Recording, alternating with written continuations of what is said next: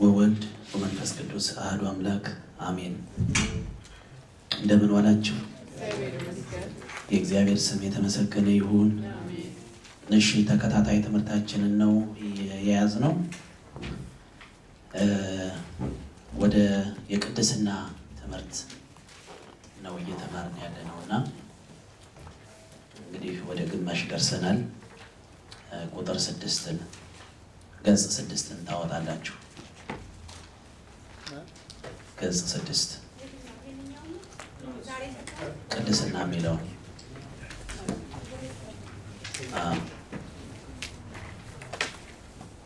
ገጽ 6 እሺ።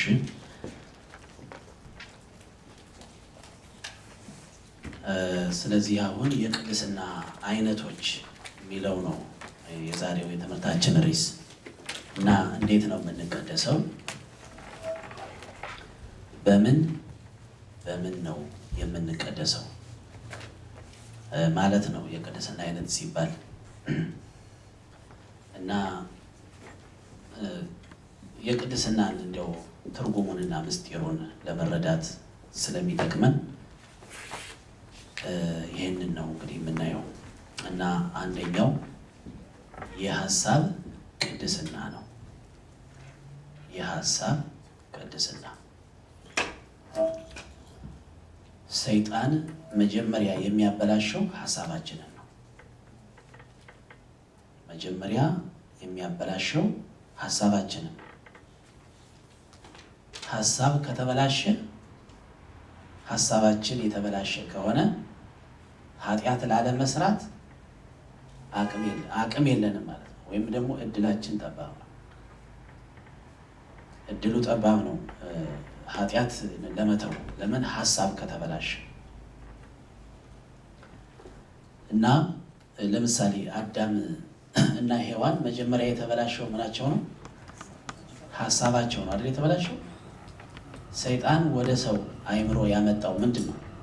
ሐሳብ ነው ያመጣው። እግዚአብሔር ይህን በበላችሁ ቀን ሞትን ትሞታላችሁና እንዳትበሉ አለ አይደለም። ሰይጣን መጣና ይህን ብትበሉ አትሞቱም፣ እንዲያውም እንደ እግዚአብሔር ክፉና በጎን የምታውቁ ትሆናላችሁ የሚል ሐሳብ ነው ያመጣው። ስለዚህ ሔዋን በሐሳቧ ዛፉን ስታየው ጎመጀች ይላል፣ ሳሳች። ይሄ ስስት፣ ይሄ መጎምጀት ምንድን ነው? ሐሳብ። ስለዚህ ሐሳቧ ሲበላሽ፣ ልቧ ሲበላሽ ለአዳምም ስትነግረው ይሄ ነገር በቃ ከቁጥጥር ውጭ አደረጋቸው። የእግዚአብሔርን ትእዛዝ አትብሉ ያላቸውን ነገር በሉ እና ከሁሉ በፊት የሚያስፈልገን የሐሳብ ቅድስና ነው።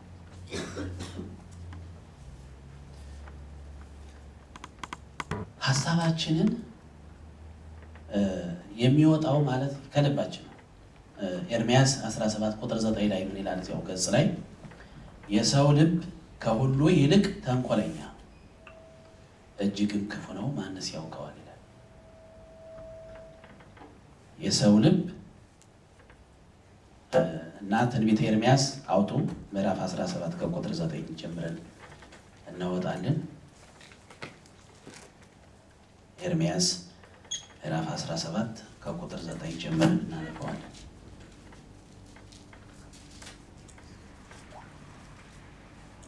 እሺ፣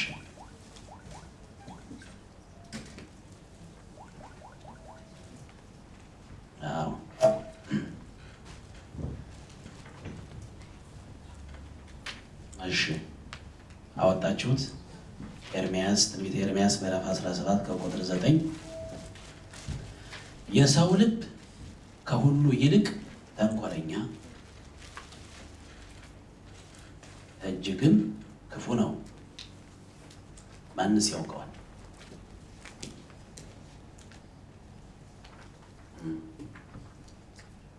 የሰውን ልብ ማወቅ ትችላላችሁ?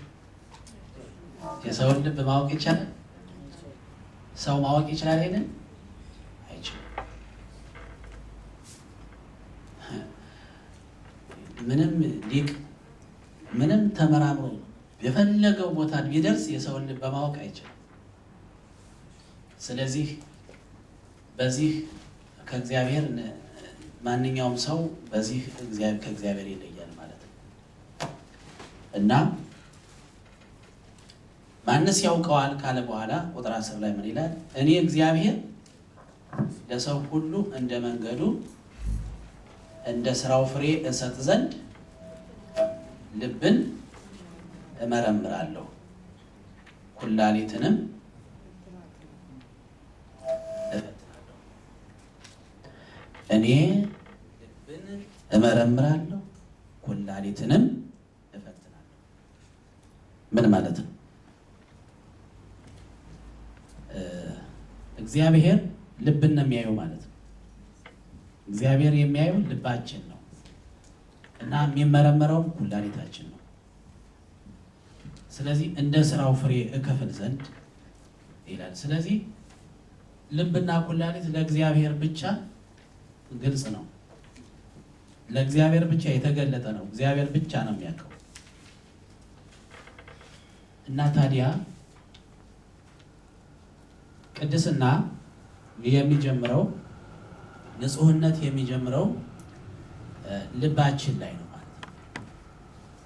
ማለት ልባችን የሚያስበው በልባችን የተቀመጠው የምናወጣውና የምናወርደው በልባችን ውስጥ የወሰነው ውሳኔ ነው ተግባር ላይ የሚውለው። ሰው መጀመሪያ ዝም ብሎ እንዲሁ ርኩስ ነገር ወይም ክፉ ነገር አያደርግም። ከውስጡ የሚቆጣጠረው ክፋት የሚባል ኃይል አለ እና እያንዳንዱ የሰው ልጅ ክፋት የሚወጣው ከልቡ ነው። ትላልቅ ውድመቶች፣ ትላልቅ ጦርነቶች፣ ትላልቅ ጉዳቶች፣ ትላልቅ መፍረስ የሚባለው ነገር ሁሉ የሚመጣው ከልባችን ከሀሳባችን። ስለዚህ በሀሳባችን መቀደስ ማለት ምን ማለት ነው? ሀሳብ ሲመጣ ወደ አእምሯችን ክፉ ሀሳብ ሲመጣ እምቢ ማለት ምን አልኳቸው? አሁን ወደ ልባችን ወደ አእምሯችን ምን አይነት ሀሳብ ይመጣል? ክፉ ሀሳብ ሲመጣ እምቢ ማለት ነው። ኦኬ። በጎ ሀሳብ ምንጩ እግዚአብሔር ነው። ክፉ ሀሳብ ደግሞ ምንጩ ዲያብሎስ ነው። ዲያብሎስን ተቃወሙት፣ እግዚአብሔርን እሺ በሉት ይላል መጽሐፍ። እግዚአብሔርን እሺ በሉት፣ ዲያብሎስን ተቃወሙት። ዲያብሎስን የምንቃወመው ምን አድርገን ነው? ሀሳብ ሲያመጣ ነው። ዲያብሎስ ሀሳብ ያመጣል ወደ አእምሯችን። ሀሳብ ሲያመጣ በዛን ጊዜ ይሄ ክፉ ነገር ነው ብለን መቃወም መቻል ማለት ቅድስናን መጠበቅ፣ ልባችንን መጠበቅ ማለት ነው እና በክፉ የተያዘ ሰው በምንም ተአምር መልካም ሊሰራ አይችልም። በክፉ የተያዘ ሰው ክፉ ነገር ስለያዘው በጎ ነገር ማድረግ ከአቅሙ በላይ ነው። ስለዚህ እኛ ግን መዳናችን የእግዚአብሔር መሆናችን የሚታወቀው ልባችን በቅድስና ስንጠብቅ ነው። እሺ ያው እዚህ ላይ አንብቤዋለሁ። የሰው ልጅ አንድን ኃጢአት ከመፈጸሙ በፊት አስቀድሞ በሐሳብ ደረጃ ነገሩን ማውጣት ማውረዱ የማይቀር ስለሆነ አስቀድሞ በሐሳብ ደረጃ መቀደስ ከቻለ በድርጊትም ለመቀደስ ይቀለዋል። በሐሳብ ደረጃ የሚፈጸሙ ኃጢአቶች ለግለሰቡ ብቻ የሚታወቁ ስለሆኑ ሰዎችን በማሳነፍ አዳክመው ለድርጊት ኃጢአት ይዳርጋሉ ይላል ገጽ 7 ላይ። በሐሳብ ደረጃ የሚፈጸሙ ኃጢአቶች ለግለሰቡ ብቻ የሚታወቁ ስለሆኑ ሰዎችን በማሳነፍ አዳክመው ለድርጊት ኃጢአት ይዳርጋሉ። ወደ እርምጃ ወደ ድርጊት የሚያራምደን አንደኛ የምናስበውን ሰው ያውቀው። ምን እንደምታስቡ አሁን እኔ አላውቅም። እኔ ምን እንደማስብ አታውቅም። ግን በእግዚአብሔር የሚያምን ሰው እግዚአብሔር ያውቃል ብሎ ማሰብ መቻል አለበት። እግዚአብሔር ኃጢአት ብሎ የሚያየው ሀሳባችንን ጭምር ነው ማለት ነው። አዎ እናስባለን፣ ግን ያንን ሀሳብ ትክክል እንዳልሆነ ወዲያውኑ ማረምና ማስወገድ እንደምንችል እግዚአብሔር አእምሮ ሰጥቶናል። በዛን ጊዜ ያንን ሀሳባችንን ተቃወም ነው። የክፉ ሀሳብ ተቃወምን ማለት ምን ማለት ነው? እግዚአብሔር አየልን ማለት እግዚአብሔር ያንን ያየዋል። ለምን? እርሱ የሚያየው ልብንና ኩላሊትን ነው የሚያየው። ድርጊትንማ ሰውም ያያል እኮ። ሰውም እኮ ያየናል። የምናደርገውን ነገር አሁን ሰው ሁሉ ያየዋል። ስለዚህ ሰው ባየው ነገር ላይ ሰውም ተጽዕኖ ሊያደርግብን ይችላል። ግን ወደዚያ ከመጋለጣችን በፊት ሀሳባችን ላይ በጣም መጸለይ አለብን። እንዲያውም ስንጸልይ ከክፉ ሀሳብ እንዲያድነን እግዚአብሔር ከክፉ ሀሳብ ያድነን። ምን ማለት ነው? ከክፉ ሀሳብ አሁን አድነኝ ስንል ክፉ ከሚያመጡብን ሰዎች ሁልጊዜ የምናስበው ይሄንን ነው። ነገር ግን ከራሳችን ሀሳብ በውስጣችን እየበቀለ ከሚያድግ ሀሳብ እንዲያድነን ነው። እስኪ የማርቆስ ወንጌል ምዕራፍ 7 ቁጥር 20 እስከ 23 አውጡ። የማርቆስ ወንጌል ምዕራፍ 7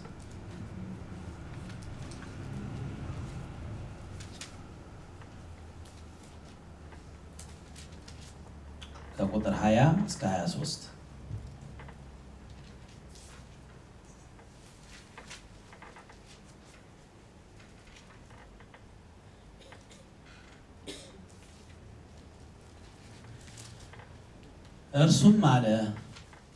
እርሱም አለ ይልና ከሰው የሚወጣው ሰውን የሚያረክስ ያ ነው። ከሰው የሚወጣው ሰውን የሚያረክስ ያ ነው። በነገራችን ላይ ሰውን ማርከስ ማለት ምን ማለት ነው? ማርከስ ድሮ ሰውን ያረክሰዋል የሚባለው በብሉይ ኪዳን ከሰው የሚወጣ ፈሳሽ ነገር ነው። ለምሳሌ እንደ ንፍጥ፣ እንደ ጉፋን ያለ ነገር እንደ ደም ከወንድም ወይም ከሴት ቢፈስ ምንድን ነው ይባላል? ርኩስ ነው ይባላል። የሚያረክሰው ግን ማንን ነው? ራሱን ነው። ለምሳሌ ከአንድ ሴት ፈሳሽ ነገር ቢወጣ የሚያረክሳት ማንን ነው? ራሷን ነው አይደል? የሚያረክሳት ሌላ ሰው ቢነካት ያንን ሰው ታረክሰዋለች። እሷ የነካችውን ቢነከስ ይረክሳል። አሁን ግን ጌታ የሚለው ሌላ ነገር ነው። ሰውን የሚያረክሰው ከሰው ምን የሚለው ነው? የሚወጣው ነው ሰውን የሚያረክሰው።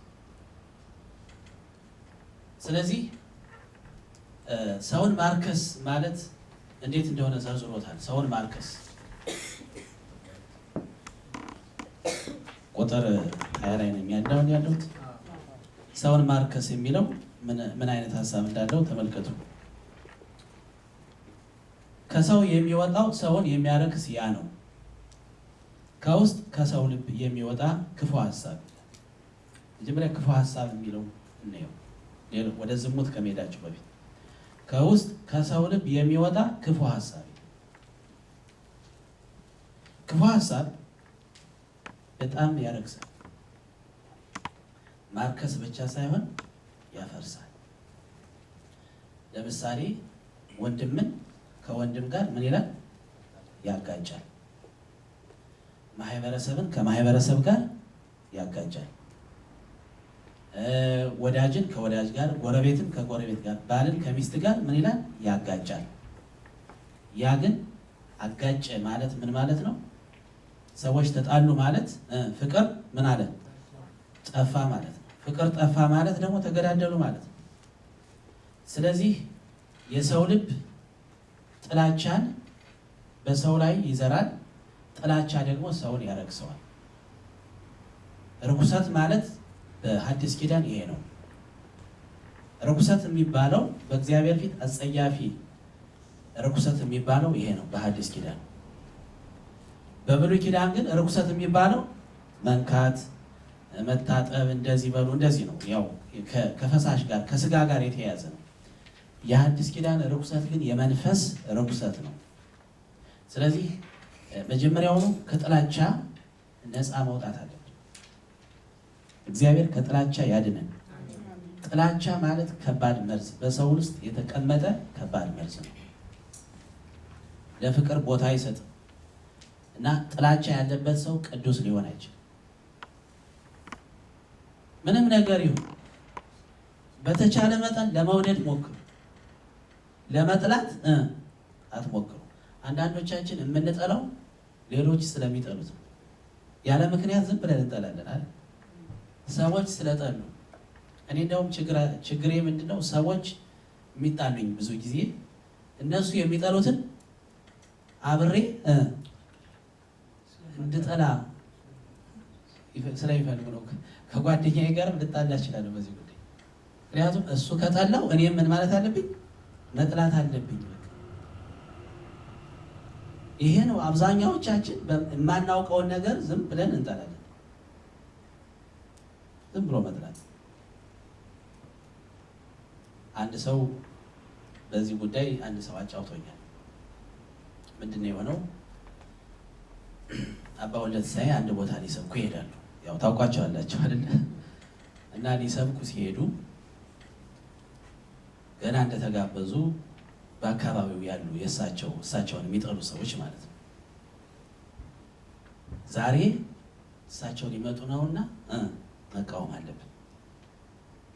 በቴክስት በምን ይጻጻፉና ሄደው ሲያስተምሩ ቁጭ እንበልና እንዳያስተምሩ መጮህ አለብን ተባብለው ተመካክረዋል። አሜሪካ ውስጥ ነው። እና እንደዚያ ሲሆን እሳቸው እነዚያ አድማ የሚያካሄዱት ማለት ነው የማያውቁትን ሰው በሙሉ ሰውን ዝም የራሱን ጓደኛ ያም ጓደኛውን ይህም ጓደኛውን ይጠራራና ይመጣል ቤተክርስቲያን። ከዚያ መካከል አንዱ አያውቃቸውም። እሳቸው እየሰማቸው ነው። እሳቸውን አያውቅም እና ቁጭ ይላል። የዛን ዕለት ግን እሳቸው ብቻ ሳይሆን የተጋበዙት ሌላ መነኩሴ አብረው ተጋብዘዋል። እና መጀመሪያ የሚያስተምሩት ሌላኛው ናቸው። እሱ አያውቃቸውም። ከዚያ እሳቸው ሊያስተምሩ ብድግ ሲሉ ይላል ተነስቶ ይጮሃል ማለት ነው። ከዚያ ሲጮህ አጠገቡ ያለው እሳቸው አይደሉም ይልና አፉን ይይዘዋል። ወዲያው ሰው ሁሉ ያየዋል፣ ይደነግጣል። ከዚያ ይደነግጣል። ሰው ሁሉ ዙሮ ያየዋል። ለካ እሳቸው አይደሉም። ከዚያ ራሴን ታዘብኩታል። ለኔ ነው ያጫወተኝ። ራሴን ታዘብኩታል። እንዴት ነው ሰው ጮህ ብሎኝ እንዴት ይጮሃለሁ? ዝም ብሎ ሳያውቅ ምንድነው የሚጮህ? ለምን ነው የሚጮህ? ምንም የተረዳው ያወቀው ነገር የለም። ግን ጮህ ስለተባለ ይጮሃል። ዝም ብሎ ጠላቸው። ሰምቶ ነው። ከዚያ ዝም ብዬ ራሴን ታዘብኩትና አለ ኋላ የእሳቸው ተራ ሲደርስ እኔ ዝም ምስል ሌላው ጮኋለ። እኔ ግን ዝም አልኳል እና ዝም አልኳለ። ከዚያ እነዚያን ያው አስተዳደሩ አስወጣላል። ከዚያ ቁጭ ብዬ ሳዳምጥ አለ በጣም ነው አለ ጥሩ ትምህርት ነው የሚያስተምሩት። በመልክ አላውቃቸው፣ ትምህርታቸውን አላውቅ፣ በጣም ራሴን ታዘብኩታል። ይሄ ጥሩ ልብ ያገኘ ሰው ነው። እግዚአብሔር ለእኛም ማስተዋልን ይስጠን። ይሄ ማለት ምን ማለት ነው? ክፉ ሀሳብ በማታውቀው ነገር ላይ ሰውን ምን ማለት ነው? ማርከስ። ሰውን ማርከስ አይደለም። አሁን ሳያውቁ ምን እንደሚሉ ሳይረዳ አንድ ሰው ብቻ ተነስቸው ስለተባለ መጮህ፣ ይሄ ነው ክፉ ሀሳብ። ሰውን የሚያረክሰው ከምን የሚወጣው ነው? ከሰው የሚወጣው ማለት ይሄ ነው። እና አንዳንዶቻችን ሳናውቅ ዝም ብለን በቲፎዞ ነው የምንጮኸው። ዝም ብለን በቲፎዞ እንጠላለን። በቃ እንዲህ ሲባል ስለሰማው አልወደውም። ይታውቋል። ቀርባ አይታል የለም። ተመልከቱ። ይሄ ከባድ ነገር ነው። እስኪ እንቀጥል።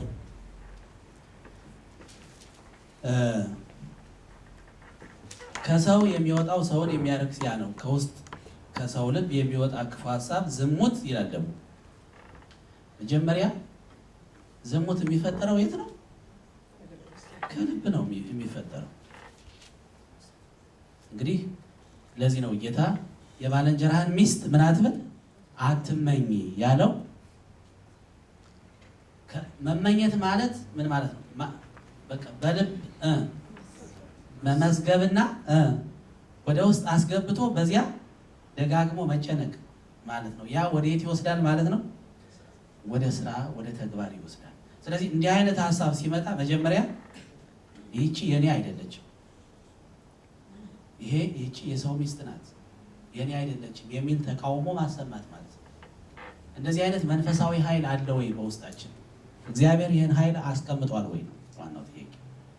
ይሄ ሰውዬ የኔ አይደለም፣ ባለትዳር ነው፣ ሚስት አለው፣ ልጅ አለው፣ እንዴት እንዲህ አይነት ኃጢአት እሰራለሁ ብሎ መቃወም ማለት ቅድስናን መጠበቅ ነው። ከዚያስ መስረቅም ከምን የሚወጣ ነው? ከልብ። እና ማንን ያረክሰዋል? ሰውን ያረክሳል። ዝሙት ሰውን ያረክሳል። ለምን መሰላችሁ? መጀመሪያ እኛ በሀሳባችን ነው ያለ ነው አይደለ?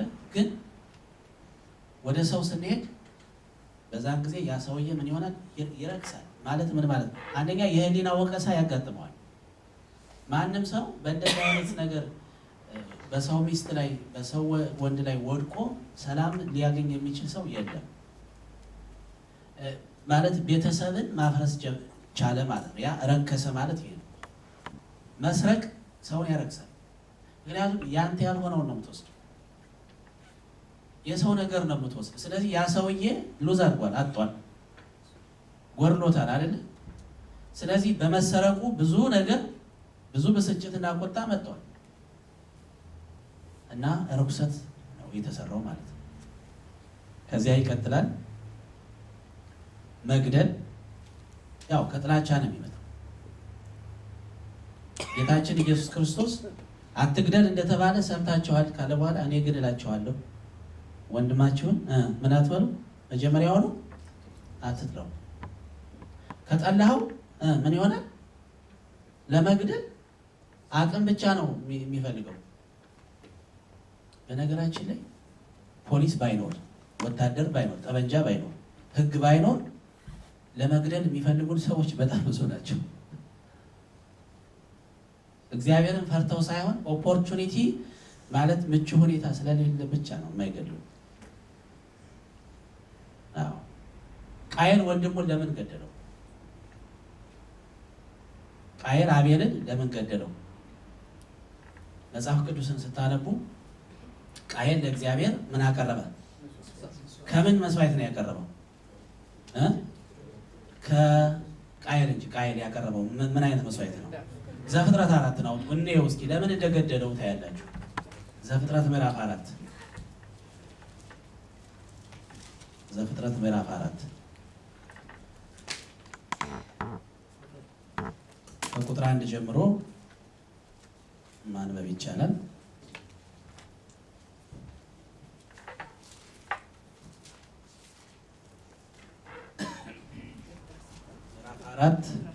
ዘፍጥረት ምዕራፍ 4 ከቁጥር 1 ጀምሬ ያነባለሁ።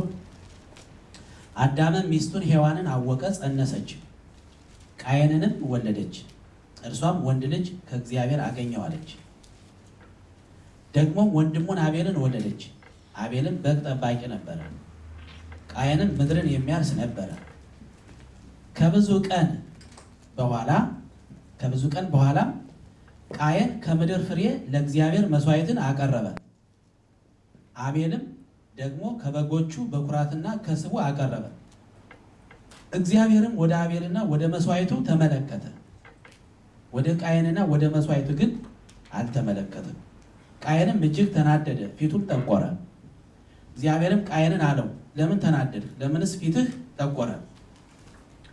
መልካም ብታደርግ ፊትህ የሚያበራ አይደለምን? መልካም ባታደርግ ግን ኃጢአት በደጅ ታደባለች፣ ፈቃዷም ወደ አንተ ነው፣ አንተ ግን በእርሷ ንገስባት። ቃየንም ወንድሙን አቤልን ና ወደ ሜዳ እንሄዳለን። በሜዳም ሳሉ ቃየን በወንድሙ በአቤል ላይ ተነሳበት፣ ገደለውም ይላል። ለምንድን ነው የገደለው? አሁን እዚህ ጋር ንገሩኝ እስኪ ከገባችሁ። በቅናት ነው አይደል የገደለው? ለምን? እግዚአብሔርስ ለምንድን ነው መስዋዕቱን ያልተቀበለው? የቃየን እንደዚያ የሚል አለ፣ ከልቡ አይደለም የሚል የለም። ታያላችሁ፣ ዝም ብላችሁ አስተው። ምክንያቱም አቤል በግ ጠባቂ ነው አይደለ? ስለዚህ ማቅረብ ያለበት ያለውን ነው። በግ ነው ያለው፣ በግ አቀረበ። ቃየንስ ምንድን ነው? በግ ጠባቂ ነው። ምንድን ነው? እርሻ ነው የሚያርስ ገበሬ ነው። ስለዚህ ከሚያርሰው አቀረበ፣ ከሚያርሰው አቀረበ። ቃየን ደግሞ ከሚጠብቀው አቀረበ። መስዋዕት አቀረቡ ሁለቱም። እግዚአብሔር ግን የቃየንን አልወደደውም፣ የአቤልን ግን ወደደው። ለምን ነው እግዚአብሔር የሁለቱንም መስዋዕት ያልተቀበለ? ማለት የቃየንስ ለምን አልተቀበለው? ምክንያቱም ያለውን አቅርቧል። ምክንያቱም ግን ላሳያችሁ። የዮሐንስ መልእክት አውጡ።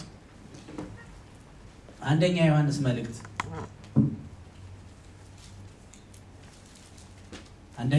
መልእክት አውጡ። ምዕራፍ 3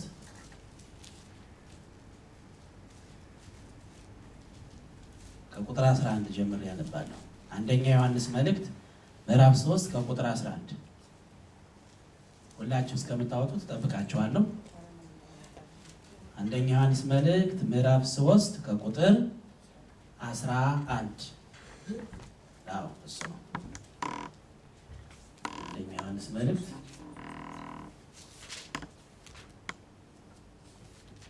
ከቁጥር 11 ምዕራፍ 3 ከቁጥር 11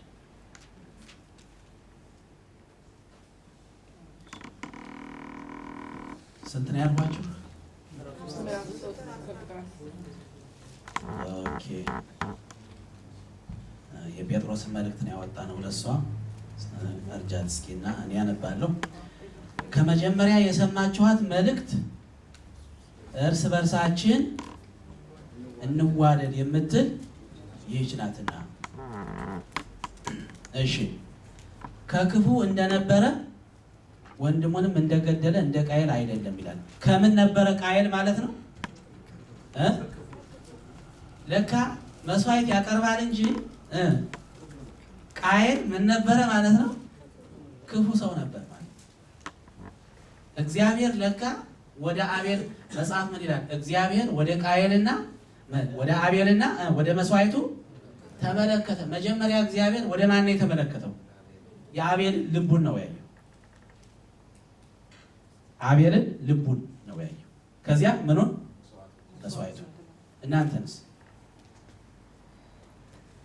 መጀመሪያ እግዚአብሔር አሁን ዝማሬ በቆንጆ ድምፅ ዜማ ብታቀርቡ ወይም ደግሞ ብዙ ሰው ደግሳችሁ ብታበሉ ወይም ለእግዚአብሔር እንደው ጥሩ ነገር ብታቀርቡ መጀመሪያ የሚታየው ምኑ ነው? ድግሱ ብዛት ነው? የድምፃቸው ጥራት፣ የዜማው ቆንጆነት ነው የሚታየው ወይስ ልባቸው ነው የሚታየው? ስለዚህ እግዚአብሔር መጀመሪያ አቤልን ከዚያ ምኑን? መስዋዕቱን ተመለከተው። ቃየልን ግን መጀመሪያ ቃየልን ሲያየው ምንድነው? ክፉ ነው። በጣም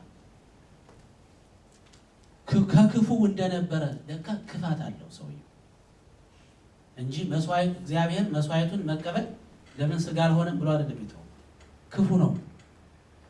ከክፉ እንደነበረ ወንድሙን እንደገደለ እንደ ቃየል አይደለም። ስለምንስ ገደለው? የገንዛ ስራው ክፉ የወንድሙም ስራ ጽድቅ ስለነበረ ነው ይላል። ስራው ለካ ሰውየው ክፉ ስለሆነ ያልተጻፈ ታሪክ አለው። ቃየል ምን አለው? ክፉ ነው። ስለዚህ ክፉ ሰው በልቡ ክፉ የሆነ ሰው ክፋትን የሚያስብ ሰው ለእግዚአብሔር የሚያደርገው ነገር ደስታ አይሰጠውም ማለት ነው እግዚአብሔር። ለዚህ ነው ጌታችን ከሰው ልብ የሚወጣው ያ ክፉ ሐሳብ የሚለውን ሰውን ያረክሰዋል ያለው። ስለዚህ እግዚአብሔር መስዋዕት መመልከት አይደለም ችግሩ፣ መጀመሪያ ልብን ስለሚያይ ነው። እና እስኪ ወደ ማርቆስ ተመለሱ። ወደ ማርቆስ ወንጌል ተመለሱና የቅድሙን እንጨርሰው ማለት ነው። የጀመረውን ምዕራፍ 7 ቁጥር 20 ማለት ነው።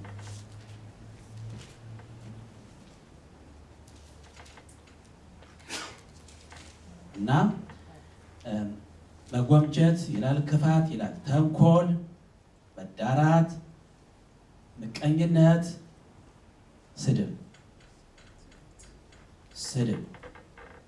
ትዕቢት፣ ስንፍና ናቸው ይልና ቁጥር 23 ላይ ይህ ክፉ ሁሉ ከውስጥ ይወጣል ሰውንም ያረክሰዋል። ይህ ክፉ ሁሉ ከውስጥ ይወጣል ሰውንም ያረክሰዋል። ሰውን ያረክሰዋል። መሳደብ አሁን ቀላል ነገር ሊመስለን ይችላል። ሰውን የሚያረክስ እንዲያውም ሰው በዱላ ከተመታ ሰው ይልቅ በነገር የተመታ ሰው ነው ብዙ የሚታመመው ይባላል አይደል? ልክ ነው። በዱላ መመታት እና በነገር መመታት ይለያያል። በነገር የተመታ ሰው ሊቀውስ ይችላል፣ ቁጣን ይቀሰቅሳል፣ ሞራል የሚነካ ንግግር በጣም አደገኛ ነው እና ሰውን ማርከስ ማለት ይሄ ነው። ስለዚህ እግዚአብሔር መጀመሪያ የሚፈልገው ልባችን እንዲቀደስ ነው። እግዚአብሔር ይርዳን ሁላችንን። የእግዚአብሔር ቃል እግዚአብሔር የሰውን የልብ ሐሳብ ስለሚያውቅ ሰው በሐሳቡ እግዚአብሔር መበደል እንደሌለበት ይናገራል። ምሳሌን አውጡ። ምሳሌ 24 ቁጥር 12ን አውጡ። አንዴ ይችን እናነብና ወደ ሌላው እናልፋለን።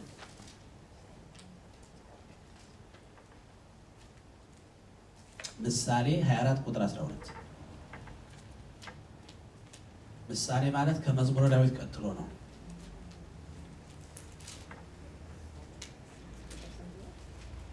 ምዕራፍ 24 ከቁጥር 12።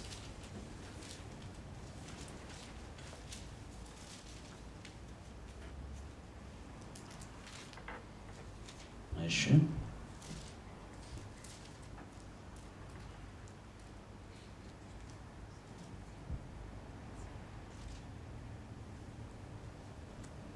ይላል፣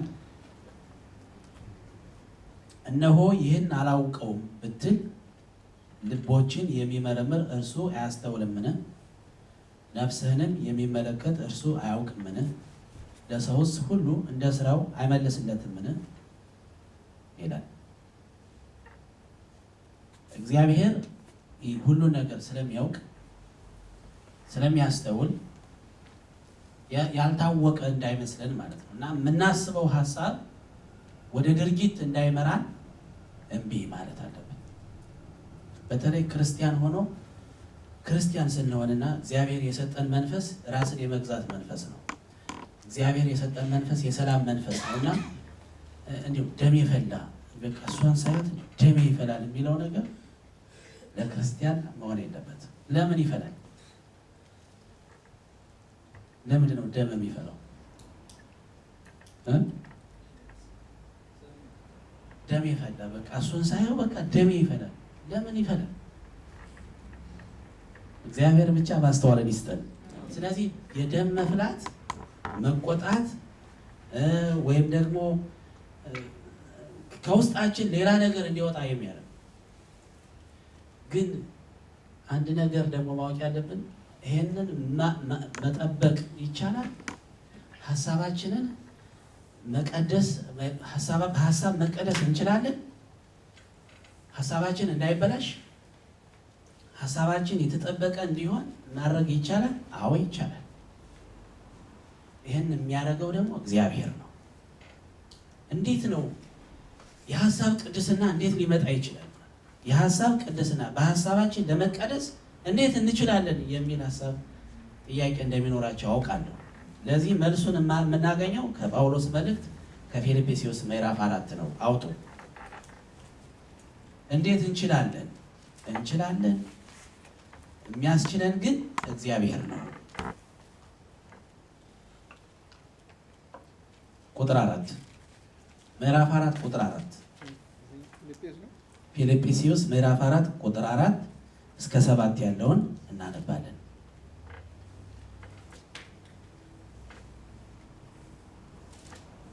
ፊልጵስዩስ ምዕራፍ 4 ይሄኛው ቆሮንቶስ ነው።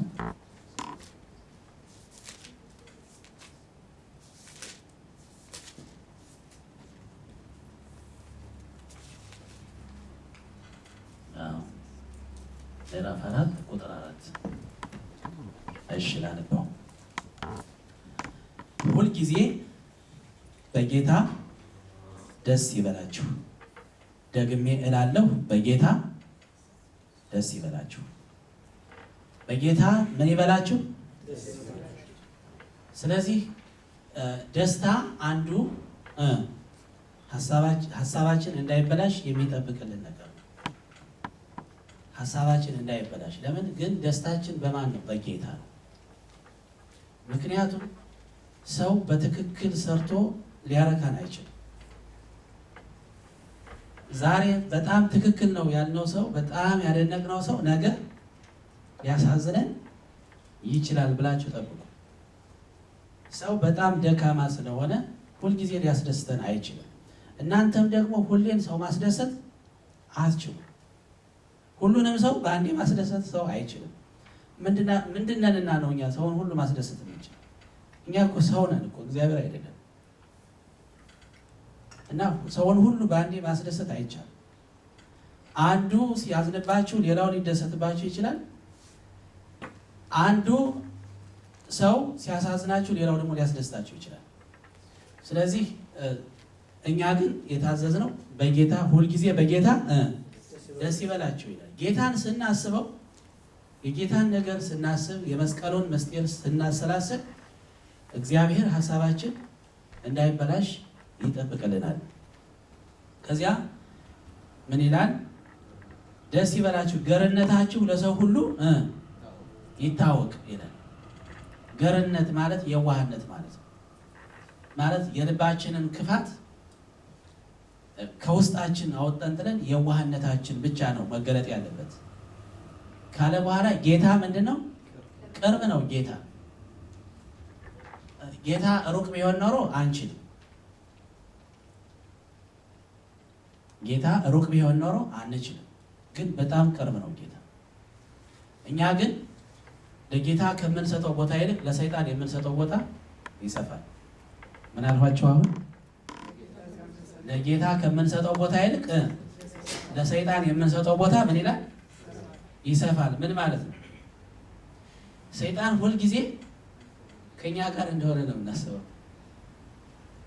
እንቅፋትም ሲመታ ሰይጣን ነው። የሆነ ነገር አይጥ በአጠገባችንም ካለፈ ሰይጣን ነው። ጉንዳን ከገባም ሰይጣን ነው። ስለዚህ ሰይጣን ሁሌ ከኛ ጋር ነው። እግዚአብሔር ይገስጸው። የለም ከኛ ጋር ከሰይጣን ይልቅ ጌታ ግን ደግሞ ምንድን ነው? ጌታን ለማግኘትን በጣም ጸልየን ወጥተን ወርደን በጣም እንደው ሰግደን በጣም ተጨንቀን የምናገኘው አይመስለን። ስለዚህ ጌታን በጣም ሩቅ አድርገን ሰይጣን ግን ሁሌ እኛን የሚፈታተን ነው። እንደዚህ አታ ጌታ ከትንፋሻችን ይልቅ ምንድን ነው? በጣም ቅርብ ነው። እንደዚህ ማመን አለ። እንደዚህ ማመን አለ። በተለይ ደግሞ የሰይጣንን ታሪክ ብዙ ማንበብ የለባችሁ። ሰምታችሁኛል? ሰይጣን እንደዚህ የቅዱሳንን ገድል ማንበብ አይሻልም? የሰይጣንን ታሪክ ስታነቡ ፍርሃት ነው የሚለቅባችሁ። ምክንያቱም ሰይጣን አሰራሩ ምንድነው? ብዙ ነው እና ያን ሁሉ በአይምሯችሁ መረዳት አትችሉ። ጭንቀት ነው የሚፈጥረው።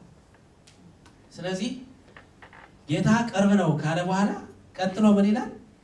በነገር ሁሉ ይላል አይደል? በነገር ሁሉ በጸሎትና በምልጃ ከምስጋና ጋር በእግዚአብሔር ዘንድ ልመናችሁን አስታውቁ እንጂ በአንዳች አትጨነቁ። በቃ ልመናህን ለእግዚአብሔር ልመናችንን ለእግዚአብሔር እንነግራለን። በቃ መጨነቅ የለብንም። ከዚያስ ምን ይላል ቀጥሎ? አእምሮን ሁሉ የሚያልፍ የእግዚአብሔር ሰላም ልባችሁንና ሐሳባችሁን በክርስቶስ ይጠብቃል። ስለዚህ ልባችንን የሚጠብቀው ከምንድን ነው? ሐሳባችሁንና ልባችሁን ምን ይላል? እንዴት ነው? ከምን ነው የሚጠብቀው? ልባችንን ከክፉ ነገር ይጠብቀዋል ማለት ነው። ልባችን ውስጥ አይደል ያለ ክፉ ነገር የሚወጣው ከውስጥ አይደለ? ነገር የሚበቅለው ውስጥ ነው አይደለ? አይደለም? ስለዚህ ከዚያ ማን ይጠብቃል? እግዚአብሔር። አእምሮን ሁሉ የሚያልፍ ማለት ከምናስበው በላይ ካልጠበቅነው በላይ እግዚአብሔር ልባችንን ይጠብቀዋል ማለት ክፋት በሕይወታችን እንዳይበቅል፣ ክፉ ነገር፣ ሰውን የሚያረክስ ሰውን የሚጥል ነገር በልባችን እንዳይበቅል ሐሳባችንን እግዚአብሔር በክርስቶስ ኢየሱስ ይጠብቀዋል። ስለዚህ የሚጠበቀው ግን እግዚአብሔር በክርስቶስ ኢየሱስ ነው። ያ ማለት ምንድን ነው? በጌታ ደስ ይበላችሁ ማለት ነው። ጌታ ቅርብ እንደሆነ እመኑ። ለእኛ ሰይጣን በልባችን ይህን ሁሉ ማብቀል የለበትም። የሰይጣንን ዘር በሙሉ እየነቀልን መጣል አለብን። ጥላቻ ሲሰበክ ኖ ማለት አለ። ሰምታችሁኛል?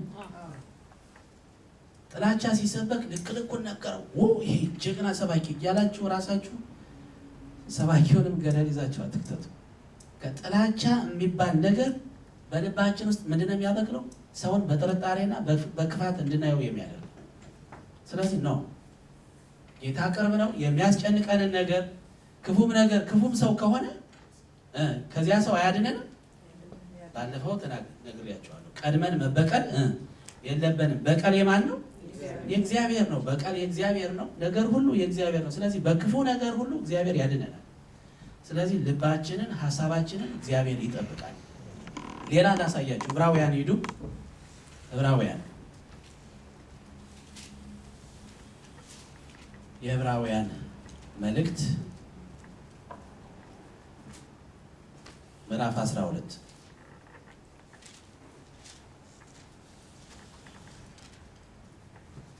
ቁጥር 14 ዕብራውያን ምዕራፍ 12 ከቁጥር 14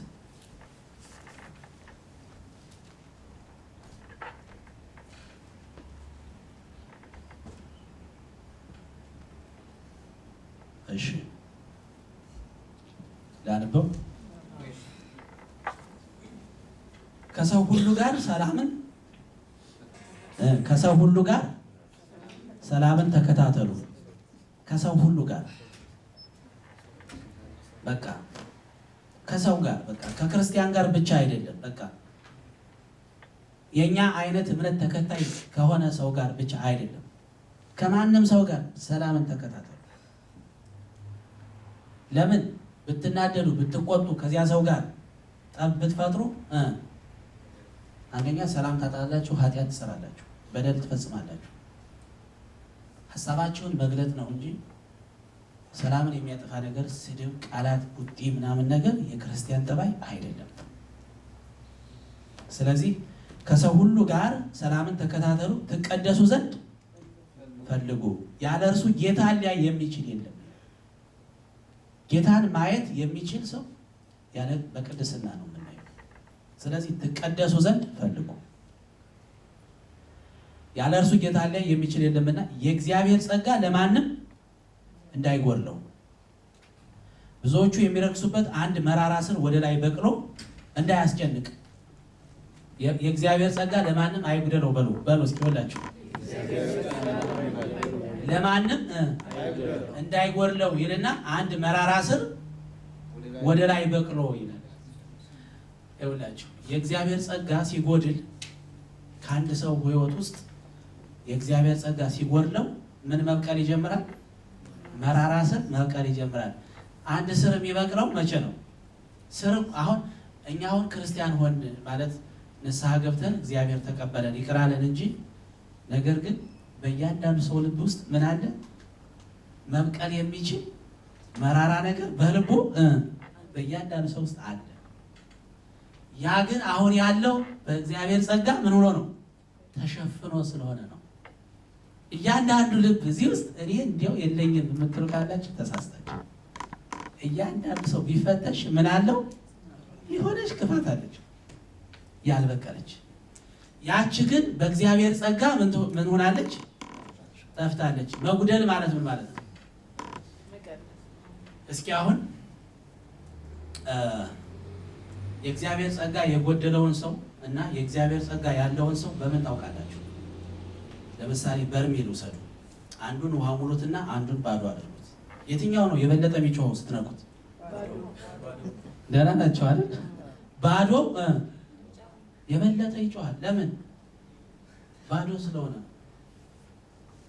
ሰው በጣም የሚቆጣው መራራ ማለት ምሬት ሲያበዛ፣ በቃ ማጉረምረም ሲያበዛ፣ ወይም በሚስቱ ላይ ኮምፕሌን ሲያበዛ፣ ወይም በልጆቹ ወይም ደግሞ በሀገር ወይም በወንድሞቹ ላይ ኮምፕሌን ሲያበዛ ምን ሆኗል ማለት ነው? ያ ሰው ባዶ ሆኗል ማለት ነው። የእግዚአብሔር ጸጋ ጎድሎታል። ስለዚህ ያ ሰው የሚናገረው ምን ያስጨንቃል? አንድ መራራ ስር በቅሎ እንዳያስጨንቅ አይደል የሚለው። ያ የእግዚአብሔር ጸጋ የጎደለው ሰው በሚናገረው በሚሰራውና በሚጮኸው በእርሱ ነገር ማን ይጨነቃል? እኛ ሁሉ እንጨነቃለን። ስለዚህ ለማንም እንዳይጎድለው። ለምሳሌ አሁን እኔ የእግዚአብሔር ጸጋ ቢጎለኝ ማለት ነው የምትጨነቁት እናንተ ናችሁ። ደህና ናችሁ? እናንተ ናችሁ የምትጨነቁት። ለምን? የማመጣው ነገር ሁሉ ምንድን ነው? የሚያበጣብጥ ነው። ሀሳቤ ሁሉ የተበላሸ ይሆናል ማለት ነው። ስለዚህ ወደ ቤተ ክርስቲያን ስመጣ መራራ ነገር ማለት ኮምፕሌን የሆነ ነገር በቃ የሚበጠብጥ ነገር ነው የማመጣው። ስለዚህ አንድ መራራ ስር ወደ ላይ በቅሎ ሊያስጨንቅ። የእግዚአብሔር ጸጋ የጎደለውን ሰው እንደገና በሌላ ሰው ሊመስላችሁ። ለምሳሌ እንዴት? ለምሳሌ ነዳጅ የሌለውን መኪናና ነዳጅ ባለው መኪና ሊመስልላችሁ። ነዳጅ የጎደለው መኪና ስትነዱት እንዴት ነው የሚሰማው? ሀዛርድ ያበራል አይደል? የሚያበራው ነገር አለ። ከዚያ ምን ይሆናል? ይቆማል። ለምን? ነዳጅ የለውም። ክርስቲያን ደግሞ የእግዚአብሔር ጸጋ ሲጎለው ምን ይሆናል? በቃ መቆም ይጀምራል። ይቆምና ይበላሻል። መበላሸት ይጀምራል። ወደፊት መራመድ አይችልም። እና ለካ ቅድስና ዋናው የቅድስናችን መሰረት የእግዚአብሔር ጸጋ ነው። እግዚአብሔር ጸጋውን አያጉድልብን። እግዚአብሔር ስሙ የተመሰገነ ይሁን። ስለዚህ አንድ መራራ ስር ወደ ላይ በቅሎ እንዳያስጨንቅ የእግዚአብሔር ጸጋ ለማንም እንዳይጎድለው ያለው ለዚህ ነው። እንግዲህ ይሄ የሀሳብ ቅድስና የሚጠበቀው በእግዚአብሔር ነው። እግዚአብሔር ነው ጠባቂያችን ብያለሁ። አሁን ቁጥር 2 ሂዱ። መጽሐፋችሁ ላይ የቃል ቅድስና የሚል አለ። የቃል ቅድስና ማለት የንግግር ቅድስና።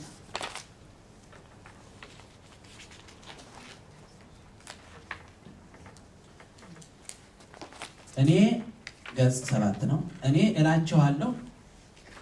እኔ እላችኋለሁ ሰዎች ስለሚናገሩት ስለ ከንቱ ነገር ሁሉ በፍርድ ቀን መልስ ይሰጡበታል። ከቃል የተነሳ ትጸድቃለህና ከቃልም የተነሳ ትኮነናለህና። እኔ እላችኋለሁ ሰዎች ስለሚናገሩት ስለ ከንቱ ነገር ሁሉ በፍርድ ቀን መልስ ይሰጡበታል።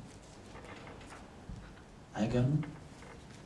ለካ የተናገርናት በሙሉ በፍርድ ቀን በውሸት ያወራ ነው። በሰው ላይ የሰውን ስም ለማጥፋት ወይም ደግሞ ሌላ ነገር ለመበከል ያወራናት ነገር ሁሉ በፍርድ ቀን መልስ እንሰጥባታለን። መልስ እናገኛለን። ይሄ የእግዚአብሔር ቃል ያው የኔ አይደለም። ስለዚህ ከቃል የተነሳ ይፈረድብሃል፣ ከቃል የተነሳ ደግሞ ትጸድቃለህ። እና አንደበታችን መቀደስ አለበት። ያዕቆብ በምዕራፍ 3 ቁጥር 6 ላይ አንደበት ለእግዚአብሔር ካልተቀደሰ ብዙ ነገር ሊያጠፋ እንደሚችል ቃሉ ይናገራል። በያዕቆብ ምዕራፍ 3 ቁጥር 6 ላይ ምንድነው የሚለው? በዚያ ላይ አንደበት አመፀኛ ዓለም ሆኗል። ትንሽ እሳት ትልቁን ጫካ እንደምታቃጥል አንደበትን ትላልቅ ሰዎችን ያዋርዳል። ብዙ ቤተክርስቲያንን ያፈርሳል፣ በቃ ይበጠብጣል። እና አንደበትን እንደው ነገር ብንችል እንኳን ብናውቅም እንኳ እንዲያው ያንን ካፋችን ላለማውጣት ትዕግስትና ራስን መግዛት ያስፈልጋል። ነገር አማረልኝ ብሎ ከመናገር ዝምታ ይሻላል። ዳዊት ምንድን ያለው? በአፌ ላይ መዝጊያ አኖር አይደል ያለው? ልክ ያለው መዝጊያ በአፌ ላይ ያስቀምጣል ዳዊት። እና ብዙ ሰው በሚናገረው ተነስቶ ሰይጣን እንኳ ልባችንን አያውቀው ከምንናገረው ተነስቶ ነው የሚፈታተነው። ከምንናገራት ቃል ተነስቶ ነው ፈተና የሚያመጣው። ስለዚህ ዝምታ ቅድስና ነው ማለት ነው። ብዙ አለማውራት ማለት ነው። በዚህ ሀገርማ በዚህ በውጭ ዓለም የስድብ ባልቶ ካለ ይባላል። ግሩፕ መስርቶ መሰዳደብ። እንግዲህ ስንቶቻችን እንደምታውቁ አላውቅም። እኔ አንድ ቀን አንድ ሰው አዳምጠው ብሎኝ እንዲሁ ገባውና አንድ ቀን አዳሙት። ከዚያ በኋላ ጠፋው። ከዚያ በኋላ ያ ሁሉ የሚሳደበው ብዛቱ ደግሞ እኮ ለስድብ የገባው እና ያ ሁሉ ደግሞ ቤተክርስቲያን ሊመጣ ይችላል ማለት እግዚአብሔርን የሚያመልክ ሊሆን ይችላል። ስድቡ ለከት የለውም፣ ልክ የለውም። በቃ ምን እንዲያው በጣም ያሳዝናል። እንዲህ የእኛ ትውልድ እንደዚህ ሆኗል። እንዲህ ምን ነካው? እና እግዚአብሔር ይቅር ይበለን ብቻ ሌላ ምን ይባላል? ሰው የሚናገረው በሙሉ በልቡ ሞልቶ የተረፈውን ስለሆነ አስቀድሞ ሀሳቡ ለእግዚአብሔር ከተቀደሰ የቃልን ኃጢአት በእጅጉ ሊቀንሰው ይችላል። ሉቃስ 6:45 ላይ ሰው በልቡ ሞልቶ የተረፈውን ነው የሚናገረው ይላል። ሰው በልቡ ሞልቶ የተረፈውን ነው የሚናገረው። አስቀድሞ ግን በልባችን ያለውን ሀሳብ እግዚአብሔር ከጠበቀልን ማለት ሀሳባችንን ከቀደስን በአንደበታችን የምንናገረውን እግዚአብሔር ይቀንስልናል። አንደበትን ለእግዚአብሔር መቀደስ ማለት አንደበታችን የእግዚአብሔርን ነገር ብቻ እንዲያስተናግድ ማድረግ ማለት ሲሆን ይህም የቃሉን ትጥቅ ማጠናከርን ይጠይቃል ይላል። ክርስቲያን የተጠራው የክርስቶስን የማዳን የምስራች ለዓለም ሁሉ ለመናገር ነው። ይህም ሁላችሁ ነው ታውቃላችሁ። ክርስቲያን የተጠራው የክርስቶስን የማዳን የምስራች ለዓለም ሁሉ ለመናገር ነው እና በክፉ ፋንታ በጎ ነገር ብንናገር እንጠበቃለን። ወደ ዓለም ሁሉ ሂዱ፣ ወንጌልንም ለፍጥረት ሁሉ ስበኩ።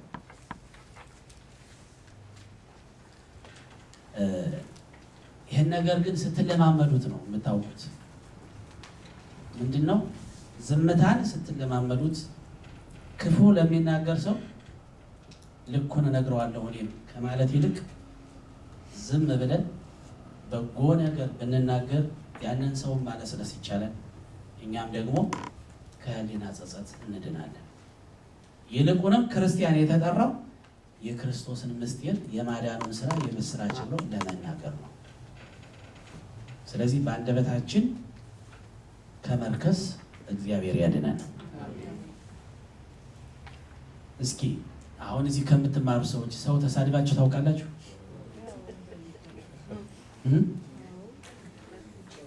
ተሳድባችሁ ታውቃላችሁ? ቀን በቀን ነው ወይስ አንዳንዴ? እና ምን ይሻላል እንግዲህ? ሌላስ የምንናገረው እንዲያው ቁጭ ብለን ቡና ስንጠጣ አብረን ስንቀመጥ የምናወራው የምናውቀውን ነው? በእርግጠኝነት ማስረጃ ያለንን ነገር ነው የምናወራው ወይስ እንዲህ አሉ እያልን ነው የምናወራው? አሉ ነው አይደል? እሺ እነማን አሉ ቢባል እነገር ያሉ ይባላል። እነማን አሉ ቢባል ደግሞ እነገር ያሉ። ማን እንዳለ አይታወቅም። ዝም ብሎ ነገሩ አሉ አሉ አሉ አሉ ብሎ መጨረሻው አይታወቅም። ስለዚህ ካልዋልታ እግዚአብሔር የለም። በአንድ ወቅት አስታውሳላችሁ ጭራቅ መጣ ተባለ አይደል? ገጠር በተለይ ጭራቅ ሰውን እየበላ ነው ብሎ ተወራና ከዚያ በኋላ ሁሉም ሰው ያወራ ጀመር እና የሚያወራው ምን እያለ ነው? ሰው እገሌን እዚህ ሀገር ላይ በላት እገሌን እዚህ ማን አለ ሲባል አሉ እንጂ ሲበላ የለም ወይም የተበላ አይታወቅም። ግን እንዲህ አይነት ወሬ ሰምታችኋል? እኔ በዛን ጊዜ ይሄ ሲወራ ትምህርት ቤት ነበር እና ደግሞ እንዳሁኑ አልወፈሩም ቀጫጫ ነበሩና ልመና ሲሄድ ትታኝ የሮጠች ሴት አስታውሳለሁ። ለምን ጭራቅ መጣ ብላ ማለት ነው። አይ የለም ከመደብደቤ በፊት ወደ ሀገሬ ልግባሉና ትምህርት አቋርጬ ነው ማለት ነው። ለምን ሀገሩ በሙሉ የሚያወራው ስለምንድን ነው? ስለ ጭራቅ ነው የሚያወራው እና አሉ ነው እና መንገድ ላይ ሰድ ያው ዘመድ አለኝ እዚያ አጨዳ እርዳኝ ብሎ አጨዳ ገባው። ኑግ ስናጭደዋል እና ስናጭደዋልና ቀንም ሙሉ ስለ ጭራቅ ስናወራው አንዱ አንገቷን ቆርጦ ራሷን ብቻ በልቶ ወዷን ትቶታል፣ እግሯን በልቶ እጇን ትቶታል። በቃ እንደዚህ ነው የሚያወራው። የት ሀገር ሲባል እዚህ ሀገር ማን አለ እገሌ አለ የሚባል አሉ ስናወራዋል። እውነት መሰለን በጣም። ከዚያ እንግዲህ ብዙ ነን ደግሞ ማታ እንዲሁ ቁጭ ብለን ደግሞ ያው የገጠር ቤት ታውቃላችሁ ተሰብስበን ጠላ እየጠጣን ቆሎ እየበላን ስናወራዋል። አመሸን ጭራቅ በልቶታል ምናምን ስለ ጭራቅ። ከዚያ ተኛ ማለት ሳሎን ነው፣ ትልቅ ሳሎን ነው። ሁሉም ሲያጭር ወሮ ደክሞታል ተኛ እና አንዲት እህት ወደዚያ ፈቀቅ ብላ ተኝታለች። ከእግሯ ስር አንድ ዶሮ ተኝታለች። አንድ ዶሮ ቦታዋን ሳትይዝ እግሯ ስር አልታወቀም። እና በተለይ አንድ ሰውዬ ነበረ እኔ ባገኘው ሲል የዋለ ነበረ። በጣም ጎበዝ ነኝ የሚል ነው። ጭራቅ እኔን አይነካኝ እኔ ባገኘው እያለ ሲፎክር ነው የዋለው። ከዚያ ጋር ሌሊት እግሯን ሰደድ ስታረግ ዶሮዋን ትነካታለች። ስትነካ ጭር አለች ዶሮዋ። ከዚያ ጮኸች። ለምን? የሰማችው ዶሮ ነው፣ ግን በአይምሮ ያለው ምንድን ነው? ጭራቅ ነው አለች ስትል እንዳለ ሁሉም ሲሰማ የዋለው ሲሰማ ያሸው ጭራቅ ስለሆነ የተኛው በሙሉ ጮኸት በቃ። ከዚያ ሁሉም ራሱን ለማዳን ሲታገል አንዷ ያን ሰውዬ እግሩን ትይዘዋለች። ጀግና የተባለው ማለት ነው።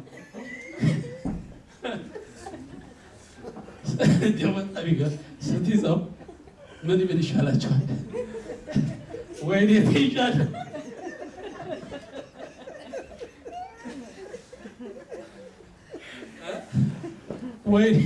ወይኔ ትይዣለሁ።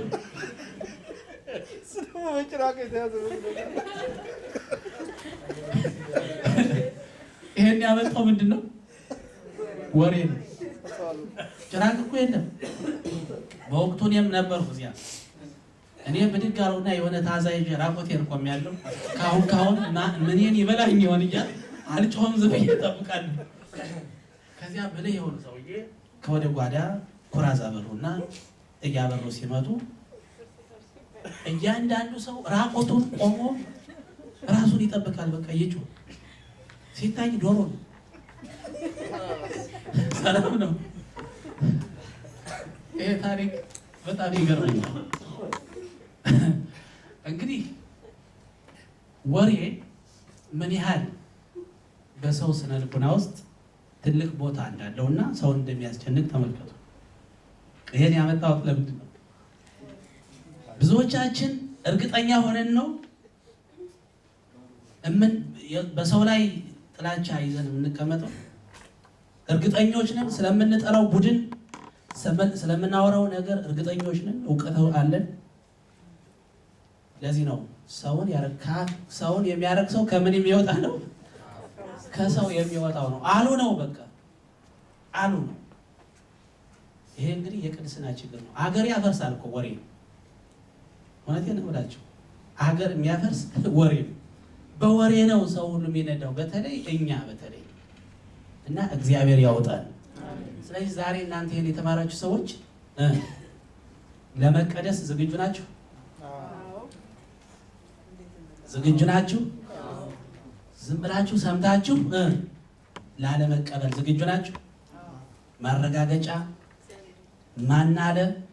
ማስረጃ ምንድን ነው? ማን ሲያወራ ሰማህ? ምን ሲያረጋየህ የማለት አቅም እንዲኖራቸው ነው የቅድስና ትምህርት የተማራችሁት። ዝም ብሎ አሉ ሲባል ሰማን። እኔ ብዙ ጊዜ እንዲህ አይነት ወሬ ደርሶኛልና ምን ማስረጃ ምንድን ነው? ሰማህ? እሰማውና ታዝቤ ተዋል። በቃ ምክንያቱም ያረክሰኛል። ያ ሰውዬ እኮ ባላወቀውና ባላየው ነገር ሲያወራ ማን ነው ያረከሰው? እኔን ነው ያረክሰኝ። ስለዚህ እኔ ያንን ቶሎ ብዬ አልቀበልም። ቅድስና የቅድስና ምክር አንዱ ይሆናል እና የቃል ቅድስና በቃ ያላያችሁትና ያልሰማችሁትን ላለማውራት እርግጠኛ ያልሆናችሁበት ነገር አታውሩ። እንዲሁ ጋዜጠኛ ብትሆኑ ደህና ናችሁ። በቃ ጋዜጠኛ ብትሆንም እርግጠኛ ነገር አሁን ለምን እንፈርሳለን? እና አንዳንዴ እንዲያውም በጣም ያልሆነ ወሬ ስንሰማ ሁሉ ተረብሸን ተናደን ተቆጠን ነው የምናደር። ርኩሰት ማለት ይሄ ነው። ለጸሎት እንኳን እንዳንጸልይ ሁሉ ያ ወሬ ወደ አይምሯችን እየመጣ ይረብሸናል። ኮንሰንትሬት አድርገን ማለት ልባችንን አይምሯችንን ሰብስበን ከእግዚአብሔር ጋር እንዳንገናኝ ምን ያደርጋል? ወሬው ወደ አይምሯችን እየመጣ ያሰቃየናል። ስለዚህ ራስን መጠበቅ ያስፈልጋል ማለት ነው። ቅድስና የቃል ቅድስና ይሄ ነው።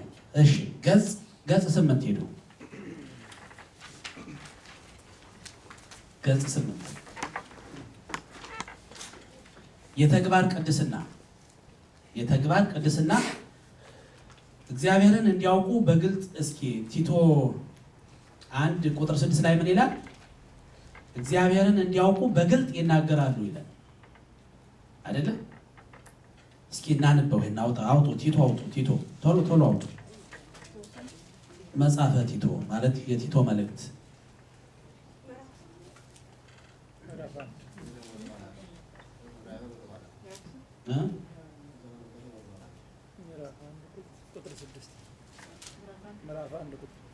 ምዕራፍ 1:6 እዚያው ዕብራውያን ጋር ነው። ወደኋላ ስትመለሱ ታገኙታላችሁ።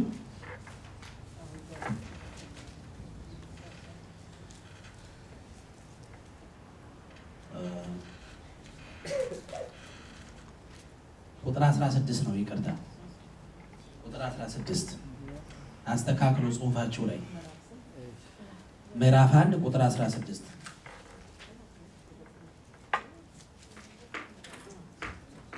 ምዕራፍ 1:16 አነበዋለሁ። እግዚአብሔርን እንዲያውቁ በግልጥ ይናገራሉ አይደለ? እግዚአብሔርን እንዲያውቁ በግልጥ ይናገራሉ። ዳሩ ግን የሚያጸይፉና የማይታዘዙ ለበጎ ስራም ሁሉ የማይበቁ ስለሆኑ በስራቸው ይክዱታል። በምናቸው ይክዱታል? እምነት ያለ ስራ የሞተ ነው አይደለም እንዴ? መጽሐፍ አይደለም እንደዚያ። ስለዚህ እግዚአብሔርን እንዲያውቁ በግልጥ ይናገራል። ግን የማይታዘዙ ለማን? ለእግዚአብሔር የማይታዘዙ ለሰውም ደግሞ የማይታመኑ። ሰው ለእግዚአብሔር ያልታመነን ሰው ለራሳችሁ ለማይታመን እርግጠኛ ሆናችሁ ሂዱ። በፍጹም እንዳታምኑት። ለእግዚአብሔር ታማኝ ያልሆነ ሰው ለእኔ ይታመናል ብላችሁ እንዳትጠብቁ። ይሄ ደግሞ ራስ ወዳድነት። ክብር ለእግዚአብሔር ስጡ። አስቀድማችሁ ለእግዚአብሔር አስቀድማችሁ ክብርን ስጡት። ለእግዚአብሔር የማይታመን ሰው ለእኔም አይታመንም ማለት ክብርን ለማን መስጠት ነው? ለእግዚአብሔር መስጠት አይደለም እንዴ? እግዚአብሔርን የማያምን ሰው ለእናንተ ታማኝ ሆነ? ለእግዚአብሔር ያልታመነ ሰው። ስለዚህ እግዚአብሔርን እንዲያውቁ በግልጥ ይናገራሉ፣ ይሰብካሉ። ግን የማይታዘዙ ለበጎ ስራ የማይበቁ ስለሆኑ በስራቸው ምን ይሉታል? ይክዱታል። እነዚህ ሰዎች አማኞች ናቸው? አማኞች አይደሉም። ለምን? ክደውታል እግዚአብሔር። ስለዚህ የተግባር ቅድስና ማለት ለምናምነው ነገር ታማኝ መሆን ማለት ነው። እግዚአብሔርን መታዘዝ ማለት ነው። እግዚአብሔርን መታዘዝ የሚናገረውን ቃል ማመን። ከአቅማችን በላይ የሆነ ነገር እግዚአብሔር አያዘዘንም። እግዚአብሔር ቀንበሬ ልዝብ ሸክሜ ቀላል ነው፣ እናንተ ሸክማችሁ የከበደ ወደ እኔ ነው፣ እኔ አሳርፋችኋለሁ። እና ቀንበሬን በላያችሁ ተሸከሙ። ቀንበሬን ህዝብ ሸክም ይቀላል፣ በጣም ቀላል ነው። እርሱም የሚፈልገው እንድንወደው ብቻ። ከወደድነው እግዚአብሔርን እንታዘዘዋለን። ስለዚህ በስራቸው ይክዱታል። ሰው በሐሳቡና በቃሉ ለእግዚአብሔር መቀደስ እንዳለበት ሁሉ በተግባሩ መቀደስ አለበት። ክርስቲያን በየትኛውም አይነት የሥራ መስክ ቢሰማራ ለእግዚአብሔር ሕይወቱን የቀደሰ አማኝ መሆኑን ትክክለኛና እንደ እግዚአብሔር ቃል የሆነ አኗኗርን በመኖር ማሳየት ይጠበቅበታል። ክርስቲያን ከሆነ ቤተ ክርስቲያን ብቻ ሲመጣ አይደለም ራሱን ክርስቲያን ማስመሰል ያለበት። አስመሳይነትን ከሕይወታችን እግዚአብሔር ያውጣው። አስመሳይ ውሸታ ነጠላ ለባሽ ሆኖ በቃ ዝም ብሎ አደግድጎ ሰጋጅ መጽዋጅ ምናምን ውሸታ። ቤተ ክርስቲያን ሲመጣ ብቻ ቅዱስ የሚመስል ግን መስሪያ ቤቱ በተመሾመበት ስፍራ በተቀጠረበት ስፍራ ታማኝነትን የሚያጎድልና የእግዚአብሔርን ስም የሚያሰድ እንዲህ አንተ ክርስቲያን አይደለም ነው እኮ የሚለው። እና የክርስቲያን ኑሮ የት ነው ካላችሁ በዘመኑ ሁሉ በሕይወቱ ሁሉ ቅዱስ፣ ለሰዎች የሚታመን ለእግዚአብሔርም የሚታመን በስራው ሁሉ የማይበድል ነው። እና እንደዚህ አይነቱን ነገር እግዚአብሔር ያለማምደን። ለተግባር ቅድስና የተለየ ትኩረትና ጥንቃቄ መደረግ ያለበት ከሀሳብና ከአንደበት ይልቅ የተገለጠና በሰዎች ማህበራዊ ግንኙነትም ውስጥ ትልቅ ቀውስን ሊፈጥር የሚችል ስለሆነ ነው። ክርስቲያኖች ቅድስና ካላቸው አገሪቱ ትቀደሳለች። እኛ የሚያስፈልገን አሁን ቅድስና ነው አይደለ? አገሩ የሚቀደሰው ግን እኛ ስንቀደስ።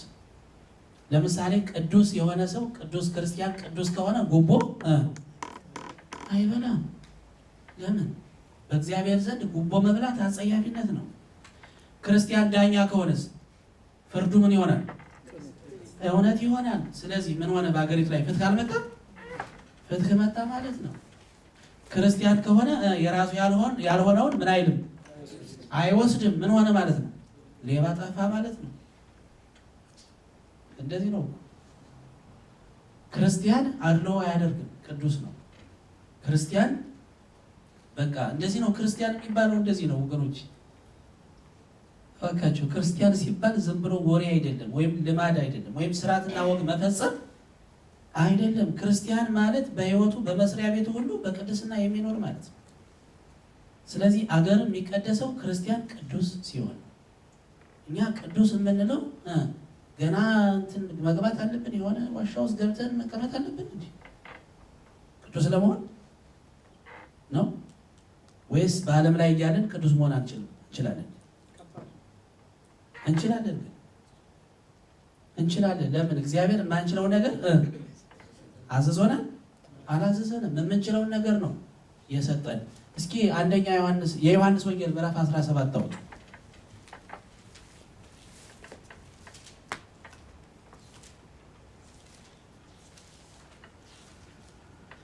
የዮሐንስ ወንጌል ምዕራፍ 17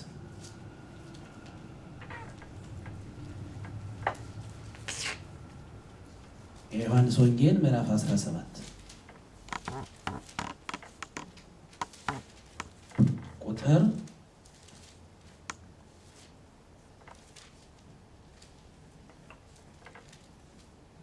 14 እና 15 እናነባለን። አነበዋለሁ። የዮሐንስ ወንጌል ምዕራፍ 17 ከቁጥር ስንት አልኋችሁ? 14 እኔ ቃልህን ሰጥቻቸዋለሁ ይላል። ምንህን ሰጥቻቸዋለሁ? ቃል ከሌለ የእግዚአብሔር ቃል ከሌለ አይቻልም። ልክ ነው። የእግዚአብሔርን ቃል ስናነበው ግን ይቆጣጠረናል፣ ይመክረናል፣ ይገስጸናል። ቃሉ እኔ ቃልህን ሰጥቻቸዋለሁ እኔም ከዓለም እንዳይደለሁ ከዓለም አይደሉምና ይላል። እኔ ከዓለም አይደለሁም ማለት እኔ ቅዱስ ነኝ ማለት ነው። እኔ እንደ ዓለማዊነት በዓለም ላይ የሚሰራውን ክፋት አልሰራውም። ስለዚህ የእኔ ተከታዮች ከዓለም አይደሉም ማለት ዓለማዊነትን ክፋትን አይሰሩም ማለት ነው።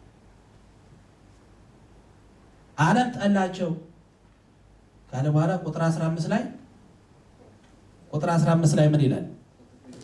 ከክፉ እንድትጠብቃቸው እንጂ ከዓለም እንድታወጣቸው አልለመንህም።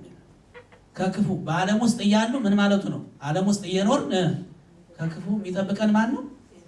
እግዚአብሔር ነው ማለት ነው። እግዚአብሔር ይችላል፣ ለሚያምን ሁሉ ይቻላል። በዓለም ላይ እያለን ከክፉ መዳን ነው መጠበቅ ማለት ይሄ ነው።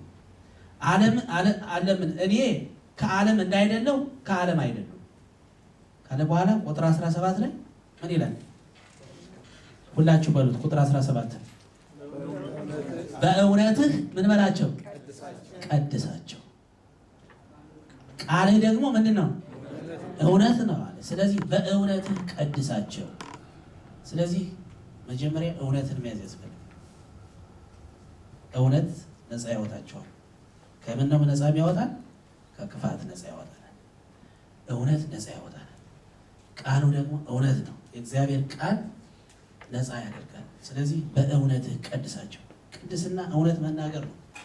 ቅድስና እውነት ነገር መስራት ነው። ቅድስና በእውነት መኖር ነው። ከእውነት ፈቀቅ የሚያደርገን ነገር ሲመጣ እምቢ ማለት ነው። ይሄ ነው ቅድስና። በጣም ቀላል ነገር ነው። ቀላል ነው። እሺ፣ በጣም ቀላል ነገር ነው እና እግዚአብሔር ከኛ ጋር ይሁን። እንግዲህ ዋናው ነገር ምንድን ነው? የቅድስና ዋናው የሚያስፈልግበት ዋና ምክንያት በተለይ ቁጥር ገጽ 8 ላይ በሌላ መልኩ ሰው ከሚያስበውና ከሚናገረው ይበልጥ በተግባር የሚያሳየው ታማኝነቱ ከፍ ያለ ስለሆነ በተግባር መቀደስን ማሳየት ከፍተኛ የሆነ ዋጋ ያለው ነገር ነው ይላል።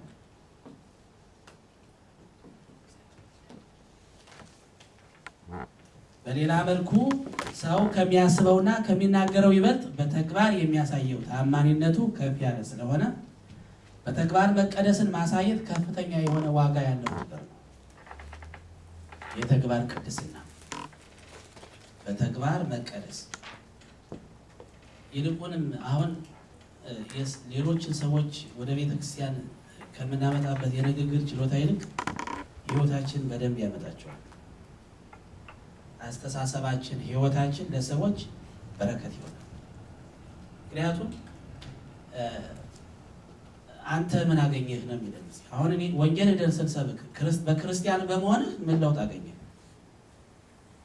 አንድ ሰው ክርስቲያን ሆን ለማለት ክርስቲያን በመሆንህ ምን ትርፍ አገኘህ?